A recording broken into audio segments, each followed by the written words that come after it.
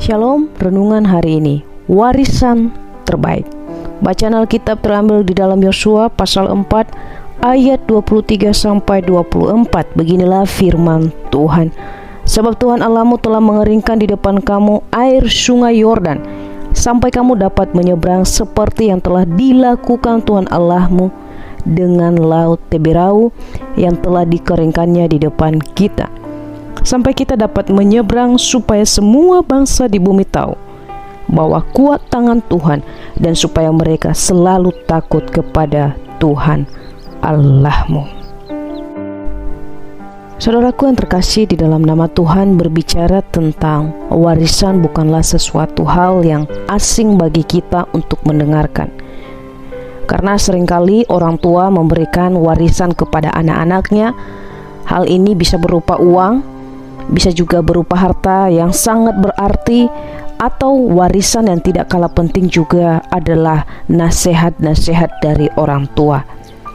Dan kebanyakan orang biasanya merasa senang ketika ia mendapatkan suatu warisan, khususnya mengenai uang dan harta.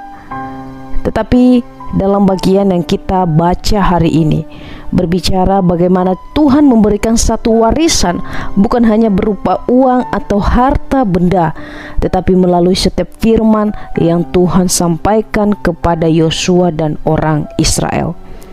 Allah memerintahkan agar Yosua memilih 12 orang sebagai perwakilan dari suku Israel. Allah memberikan satu tugas tanggung jawab kepada 12 orang ini untuk mengangkat 12 batu dari sungai Yordan. Batu-batu itu adalah suatu tanda atau warisan atau peringatan bahwa Tuhan telah pernah melakukan perbuatan besar, di mana ia telah membelah sungai Yordan. Perbuatan ajaib itu membuat bangsa Israel akhirnya bisa menyeberang, bisa lewat. Dan bahkan di dalam bacaan yang kita baca, Yosua mengatakan bahwa hal yang sama juga Tuhan pernah melakukan ketika mereka keluar dari tanah Mesir. Saudaraku yang terkasih di dalam nama Tuhan, pengalaman bersama Allah akan menjadi warisan dan kesaksian bagi setiap orang, dan khususnya bagi setiap keturunan atau generasi-generasi selanjutnya. Akan tetapi seringkali sebagai manusia kita melupakan apa yang Tuhan wariskan dalam hidup kita.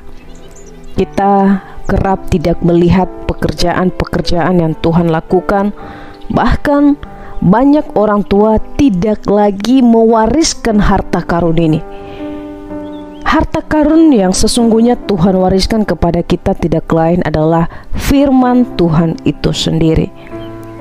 Oleh karena itu, jikalau kita membaca di dalam Ulangan, kita akan menemukan Tuhan memerintahkan Yosua agar ia memberitahukan terus-menerus kepada anak-anak atau mengajarkan terus-menerus firman Tuhan itu, supaya bisa lengket di dalam pikiran, di dalam hati, sehingga itu menjadi satu kesaksian yang hidup bagi setiap orang yang percaya kepada Tuhan.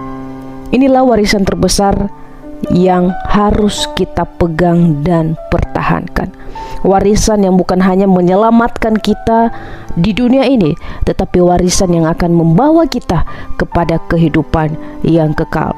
Karena warisan itu akan terus menguatkan iman kita, karena Tuhan bekerja dalam sepanjang kehidupan kita. Tuhan sudah memberikan kepada kita sebuah harta yang sangat-sangat tidak ternilai harganya. Bukan hanya berupa uang. Mungkin berbicara uang, kita setiap hari mendapatkan berkat daripada Tuhan. Bukan juga berbicara benda, karena semua itu pasti Tuhan sudah sediakan bagi kita. Tetapi harta yang paling besar, yang paling luar biasa, sesungguhnya Dia telah menganugerahkan anaknya yang tunggal mati di atas kayu salib untuk menebus dosa manusia yang berdosa. Salib menjadi tanda warisan terbesar yang Tuhan anugerahkan dan nyatakan bagi setiap manusia berdosa. Dia menganugerahkan keselamatan di dalam anaknya Yesus Kristus. Maka yang menjadi pertanyaan bagi kita saat ini, apakah kita sudah menerima warisan terbesar itu? Jika kita sudah menerimanya, marilah kita mewarisi kepada generasi-generasi kita. Tetapi jikalau kita masih belum merasa bahwa itu adalah warisan terbesar, harta yang paling berharga, biarlah kita datang kepada Tuhan untuk terus menyucikan dan mengingatkan kita bahwa sesungguhnya hanya di dalam Kristuslah kita memperoleh warisan sejati yang tidak akan pernah hilang. Biarlah firman Tuhan ini menjadi kekuatan dalam kehidupan kita.